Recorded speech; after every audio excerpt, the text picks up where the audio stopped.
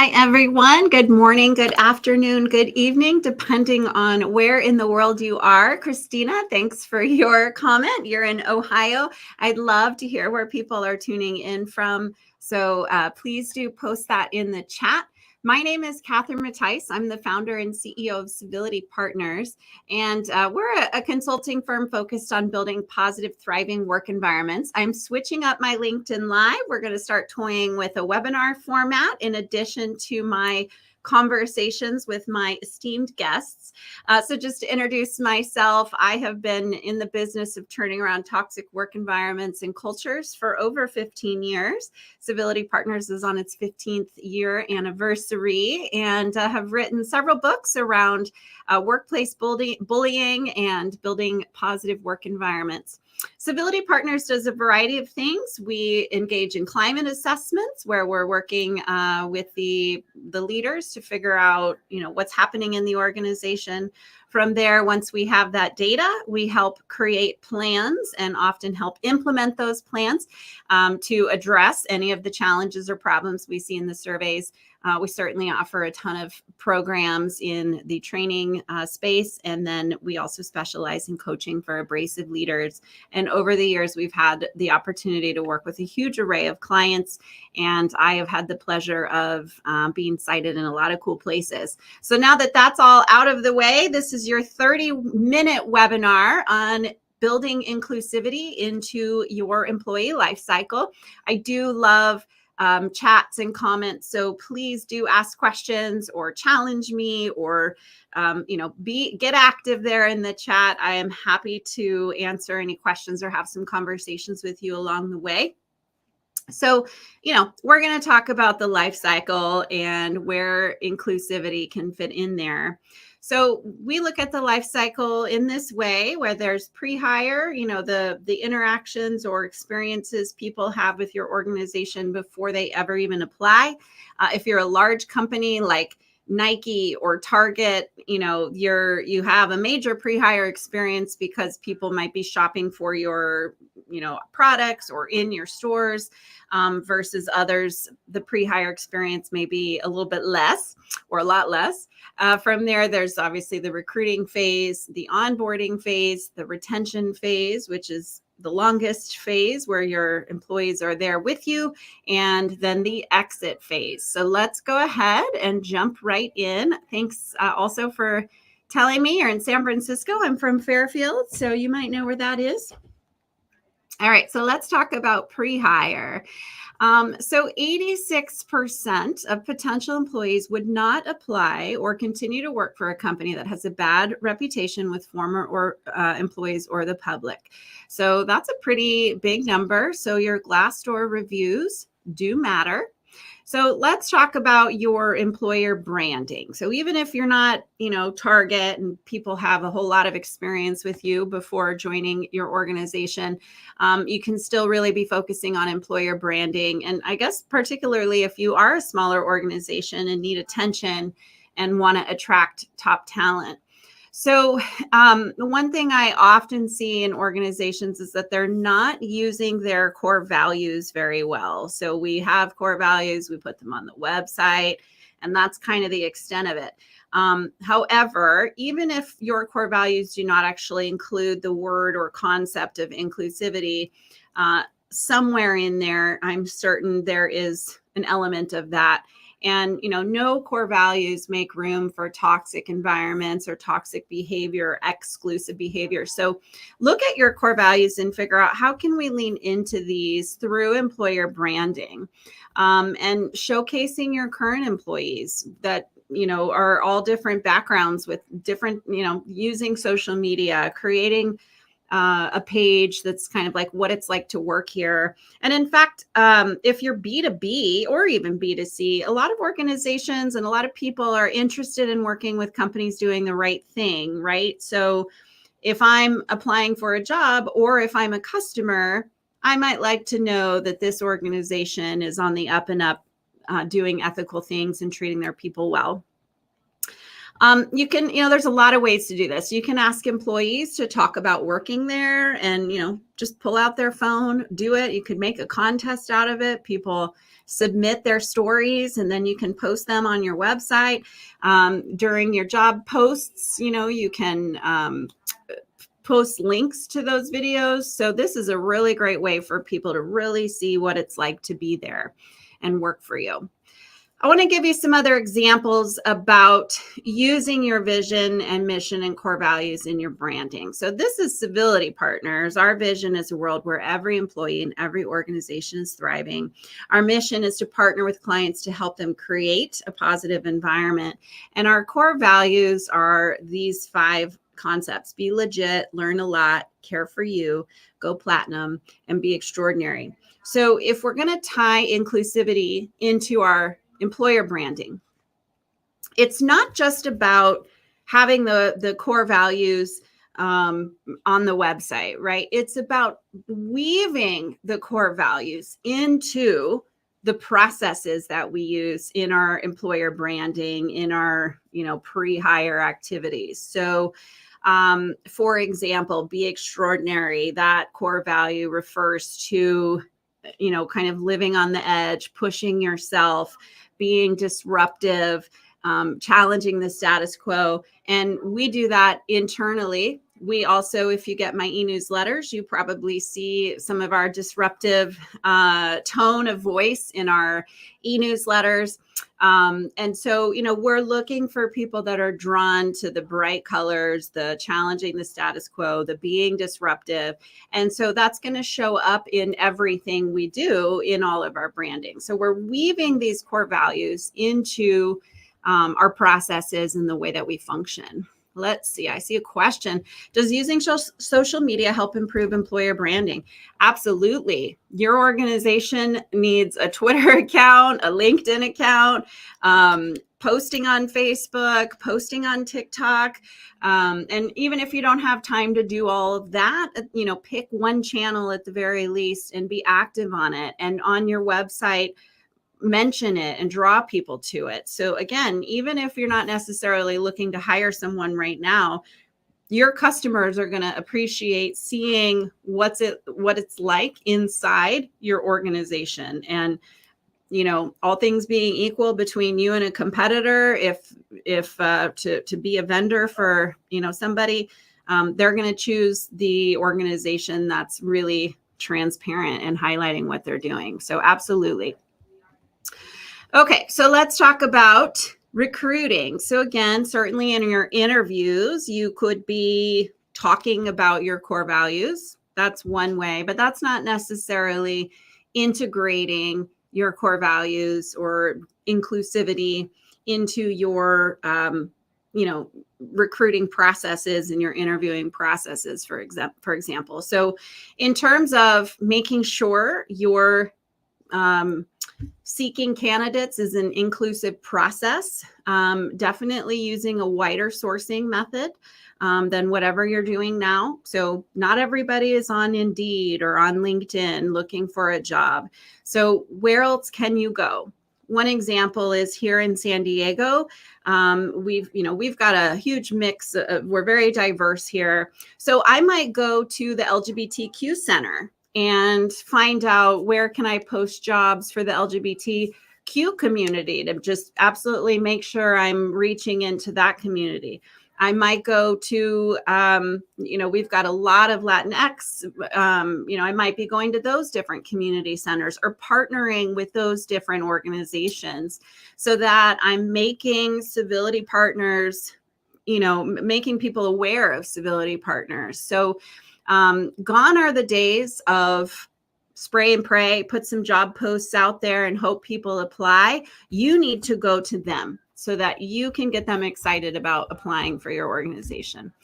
Making sure your job ads are inclusive. So I suggest having a DEIB expert review your job ads just to make sure you're not leaving people out accidentally. I know you're probably not doing it on purpose, but there may be some subtle things in your in your job posts that are causing people to decide, I don't want to apply there. They're not inclusive. Including any of the diverse people in your organization in the hiring process, making sure that they are playing a role in choosing people and making sure that, the diverse groups in your organization are helping ensure that the HR processes are inclusive. And you might try creating some diversity goals. You might say, I'd like to get a candidate pool that's 10%, X. One good rule of thumb I like to think of, especially if if people have to come to work, is to think about your community. So here in San Diego, again, we have a huge Latinx community. We have a huge LGBTQ community, lots of other communities. If everyone who works at Civility Partners is straight and white, I'm not representing the community I live in of San Diego. So one goal might be that, hey, if San Diego is 50% Latinx, then I should probably be getting 50% resumes that are Latinx if I'm hiring for people to work here in San Diego in my office. So that's a good kind of measurement, is does your candidate pool match the community you're in? So, certainly doing something like this will help mitigate bias. There's a lot of that in all of us, and having a variety of people in the hiring process will help mitigate the bias, because you're all going to have different types of biases. Then you can educate each other, get new perspectives, and show candidates that you do value diversity. Just to give you an example of bias and how that shows up in the recruiting process, this is a research study at Harvard Business School where they asked African Americans and Asian graduate students to have two versions of their resume. One was whitened, where the person had scrubbed everything from the resume that would kind of highlight that they were Asian or Black. So removing a very ethnic name, or, president of the Black Student Union. Maybe we just say president of the student union. So they had these two versions, and they sent these two different resumes out. And unfortunately, what came back is that there were a lot more callbacks for the whitened version, the one that had been the resume that had been scrubbed of this ethnic or cultural information. So, something to think about that this is going on. Hi, Kabi. Thanks for joining us. So this is why you need a diverse, group of people in the recruiting process. So let's talk about onboarding. Onboarding is interesting because a lot of organizations are really focused on orientation, right? The first day, these new hires are filling out I-9s. Maybe they're doing their harassment prevention training within a couple of days. And the list of tasks that this new hire has to go through are really focused more around compliance and checking the box of the things that need to get done. Well, I got news for you. That's not very inclusive, right? It's necessary, but it's not necessarily inclusive. So thinking about inclusivity and the new hire experience, how can you help a new hire feel more included? And the answer is to focus more on socialization and less on the compliance orientation components. So yes, there are some necessary, I-9s have to be filled out in a certain time frame. But where you can, stretch out some of the orientation compliance type of things and make more room for socialization. So some examples, introducing the team before the first day. So maybe the team that this new hire is going to be working with, they could make a quick video. Hey, we can't wait for you to join our team. We'll see you on Monday. My name's Catherine. My job is this. My name's Susie. My job's this. And so that when the person comes to work on the first day, they already know who they're going to be interacting with and who those people are and what they do. We also love a good buddy system. That's another great way to ensure people feel included. Suggestions on the buddy system is that this does need to be a formalized buddy system. Don't just, hey, let's have some buddies. Here's your buddy, new hire. It's got to be very formal, making sure the buddy understands their role is to make this person feel included more quickly.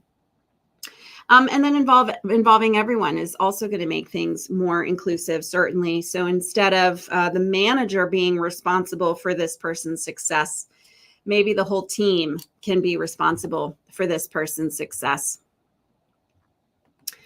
All right, retention. So there's a lot of stuff around recruiting diversity. There's tons of articles about creating diversity in your candidate pools, but there isn't a whole lot of stuff out there on the World Wide Web around retaining people who are diverse, right? And so let's talk about that. So a big thing, of course, is providing equitable and inclusive professional development opportunities. So asking employees what they want to learn would be great, because then they have some buy-in, they get to help carve out their path, and you're going to make sure they're getting to learn the things that they need to learn based on their various needs.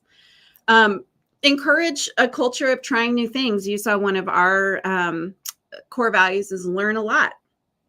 We are learning every single day, and I joke, I have no idea what I'm doing. I've never been the CEO of this kind of company before. And tomorrow our company will look a little different. I've never been a CEO of that kind of company, right? In a next quarter, we'll have more revenue. I've never been, so I kind of joke about that. So it's all about learning, and you want to create that environment so that people can start rising up. Definitely offering all sorts of resources. LinkedIn Learning is a great resource. I have tons of courses there. There's lots of courses there about all sorts of things. You could encourage book clubs, doing training and workshops, but again, it all starts by asking employees what they want to learn. What do they feel like they need to know in order to be successful in their job? And certainly, if you have a culture of managers and employees collaborating on growth, then managers can have some really great conversations and provide resources and help somebody understand what it is they need to learn to get to the next level.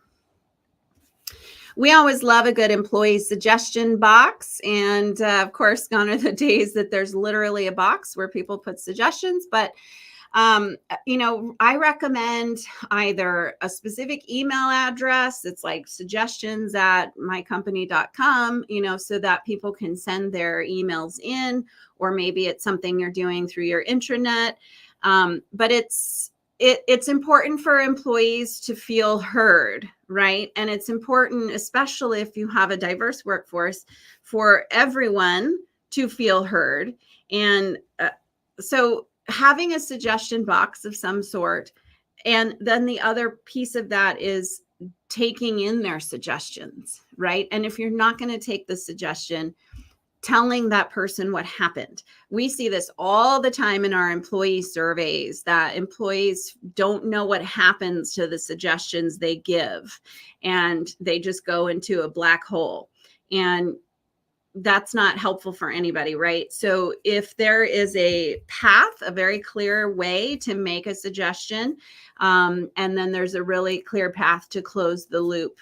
One company I worked with, very small, but simply they had an Excel sheet. People could type in their ideas in the Excel sheet. It was just a shared document. And then from there, we had an action team, some employees who were all managing culture. They were the culture champions. They were the ones who managed that Excel sheet, and they were the ones. And so then you could just type in, or that action team would type in what happened. We talked about this with the director. We said no because, or we talked about this with the director.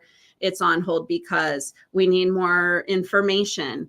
And so this Google Excel sheet became the suggestion box. But the key was that the suggestions were getting closed out, and people knew what happened to those suggestions. Let's see. Mohammed says, we do brainstorming sessions to help employees learn from each other. Love that. Great idea. Great idea. Something else we see a ton in our world is that we're just constantly seeing that employees don't feel like they have the opportunity to grow, and they don't know how to grow, or they're frustrated when people get promotions because they don't understand why it wasn't them. And so super important to inclusivity is a very clear feedback loop between the manager and the employee, so that it's very clear how to get to the next level. It's very clear what resources and skills you need to have to get to the next level. And so, this stuff that we sort of take for granted it should be normal HR processes to encourage managers to have these one-on-ones. We forget that these one-on-ones are part of inclusivity. So don't claim, don't have a core value around inclusivity if you're not doing things like this. We have the brainstorming sessions, as you mentioned, Mohammed, and creating a safe space for sharing. Let me see. Could you please shed some light on, hi AJ, shed some light on initiatives focused on cultural gaps and promoting cultural inclusivity within the company? Yes, I can. So AJ, actually this just came on my desk yesterday. There's some racial tensions at this particular client between Black and white. This is a residential treatment center where people with addiction and often psychological things happening are staying, in these homes. And so the counselors who live there are putting up with a lot, or who work there, are putting up with a lot. So recently a patient used a very strong, very inappropriate word when speaking to a Black counselor. And of course, that was very frustrating for him. And then a white counselor came in and was trying to console this person, but saying all the wrong things. Her intention was there, but she was doing it in a way that it actually increased the tension. And so what we're doing is going in there to interview everyone and kind of figure out what's going on, because there's going to be people who feel like there's no racial tensions. There's going to be others who feel like there's a lot. So we're going to be co-collaborating with them to, what is it that is wrong with the culture here at this work site, and what is it that we need to adjust? How can we adjust the culture? And then we'll be working through some essentially workshops with this whole team at the work site to be able to co-create. They're co-creating, we're just facilitating what their new culture should look like and how to get there. So that's an example of promoting that and helping people understand. And part of that will include some upstander training, for example. So for that white counselor, maybe would have some insight about how to approach that the next time, so that everyone has some information about what do I do if I witness a patient or coworker say something horrible to somebody else. So I hope that answers your question, AJ. We always love to start with data. So that's the first step, whether it's interviews, a survey, and then from there, figuring out how do we address these issues that are in the survey, and how do we, what are the measurements of success there? Please let me know if that was helpful. Some other things related to retention, kind of speaking of training and using that example, there's a lot of missing trainings in organizations that we see where managers aren't given the tools to manage incivility, for example. So if I am aware of gossip among my team, obviously that's exclusive behavior. Gossiping about people is not inclusive, but managers don't have any information about how to address gossiping, and employers generally aren't putting that mandate out there that, hey, managers, you're responsible for your team's culture and civility. So this is one that I'm super passionate about. Managers need information on how to manage those things that aren't unlawful, but they are exclusive and toxic, right? and how to proactively build a positive team environment. Positive team environments don't just happen. So managers need tools and resources and skills to constantly build on an environment that's inclusive. And of course, everybody needs some different types of training around conflict management and managing their stress and implicit bias. Another one I'm passionate about is being an ally. So, we do ally training. It's one of our popular ones, but it's for that very purpose of like, what do I do as an individual contributor when I observe one coworker disrespecting or excluding another coworker? What could I do? And so this is from one of our clients. When we did a pulse survey, 41% of people said they'd use something they learned in our ally training. I don't know if that's good or bad. It's good because it means those people took something away from the training. It's bad because they had to use something from the training. And then something else that was cool, and this is another great example, AJ, for your question. One of the individuals on our action team in that organization created this program she called I've Got Your Back.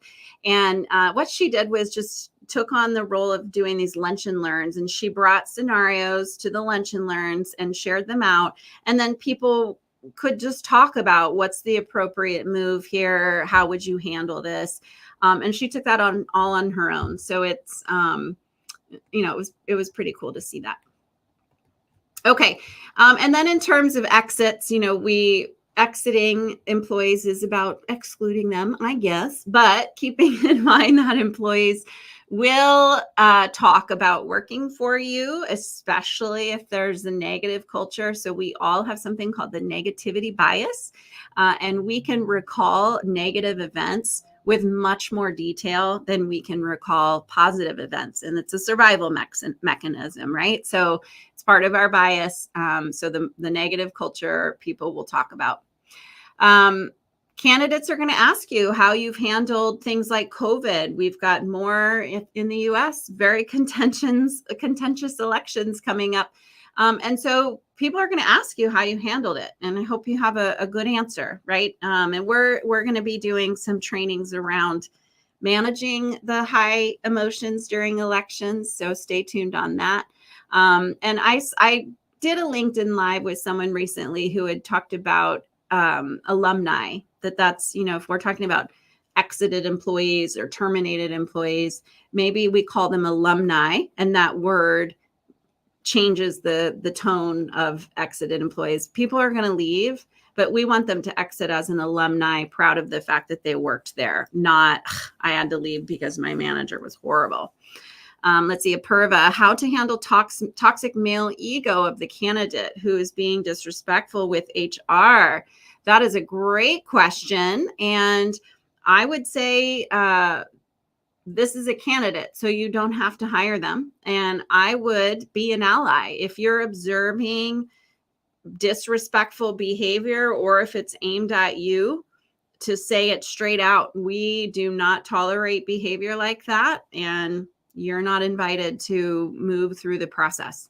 That's what I would say. Let them know you're being toxic. So with that, I'm going to offer some resources. If you email my team, they will send some cool resources to you. One is 49 things you should be doing with onboarding, but probably aren't. That'll help. That list will help make sure you're being more inclusive when you're onboarding people. We've also got a great little self-assessment, or not self-assessment, but a short little assessment around your organization. And we'll also send you a link to the culture calculator, so that if you need to make a business case to your leader about addressing inclusivity, this can help make that business case. It'll give you some numbers to use. So with that, we promised you a SHRM activity code. There it is on the screen. You can get a half credit. And we've got maybe 1 minute. If anybody has any other final questions, I'm happy to answer them.